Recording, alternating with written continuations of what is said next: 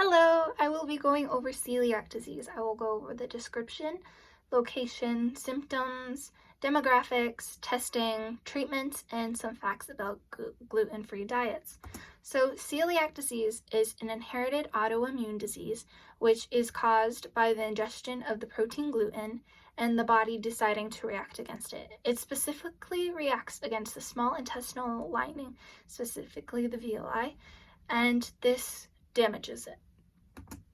So demographics include about 200,000 new or more US cases per year happen, and it's estimated that 3 million Americans have celiac disease, but about 97% of those who have it are undiagnosed due to the symptoms being misdiagnosed or them not even showing any symptoms. So between the ages of 4 and 12, you are likely to have it diagnosed of 16.7% for this autoimmune disease.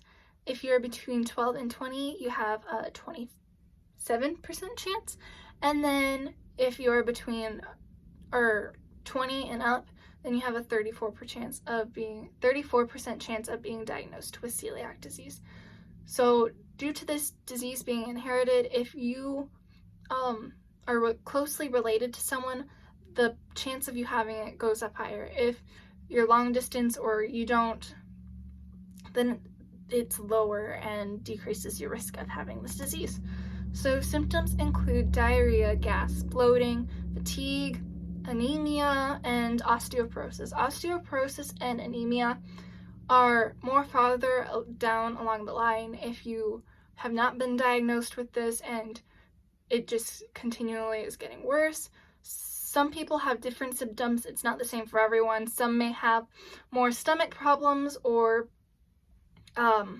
just more abdominal pain, and then others may have more mood-related things, so irritability or depression. Irritability is actually the highest or most common symptom for children. So to test this specific disease, you undergo serologic testing first and also genetic testing. So the serologic testing tests for specific antibodies, and those specific antibodies are TTG, EMA, DGP, and IgA deficiency. So those are all different antibodies or different things related to the blood. Genetic testing includes looking for specific genes that are most common with relatives or people with celiac disease. So once you undergo those and your physician still thinks that you have celiac disease, you can go under an upper gastrointestinal biopsy or endoscopy for a biopsy. So they just insert a small tube, most likely through your anus, and it goes up, and during that endoscopy, it will collect a tissue sample to check if you are positive or negative for celiac disease. If you are positive, then you must start a gluten-free diet right away, and if not, gluten sensitivity or other similar diseases or disorders could be the cause for these symptoms. So treatment includes a strict gluten-free diet. You cannot have wheat, barley, or rye. And this treatment manages your symptoms, but it does not cure it. Celiac disease is not curable. It is a chronic disease, so those who have it will have it for many, many years, or possibly for the rest of their lives.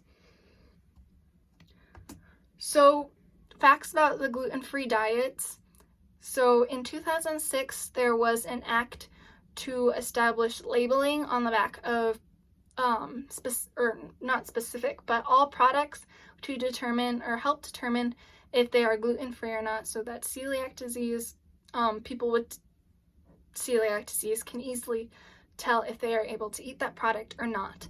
And then there are roughly or even more than 2,000 gluten-free products now in most grocery stores and markets. So between 2004 and 2005, sales in gluten-free diets and foods spiked enormously. It rose very high. And then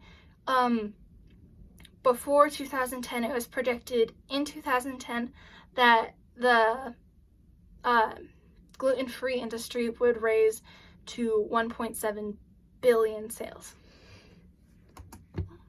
Well, that is my presentation on celiac disease. I went over the description, the location, the symptoms, the demographics, the testing, the treatment, and a couple facts about gluten-free diets. So if you have any questions, please email me about it or comment. So thank you for watching.